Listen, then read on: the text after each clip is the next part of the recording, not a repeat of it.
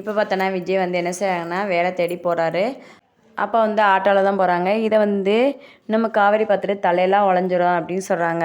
இல்லை பரவாயில்ல நான் ஆட்டோலே போகிறேன்னு சொல்லிட்டு அங்கே இன்டர்வியூ அட்டன் பண்ணுறப்ப அங்கே இருக்க மேனேஜர் சொல்கிறாங்க, இந்த மாதிரி எங்களுடைய கம்பெனி சீக்கிரட்டை கேதர் பண்ணுறதுக்காக தான் நீங்கள் வேலைக்கு ஜாயின் பண்ணிக்கிங்க, உங்களுக்கு வேலை தர முடியாது, நீங்கள் தான் எங்களுக்கு காம்படிட்டரு, நீங்கள் வந்து இந்த மாதிரி இங்கே வர வேண்டாம் அப்படின்ற மாதிரிலாம் என்னென்னமோ பேசுகிறாங்க. இதெல்லாம் கேட்டுட்டு இல்லை இதெல்லாம் சினிமா மாதிரி சொல்கிறீங்க அப்படின்னு விஜய் சொல்கிறாரு.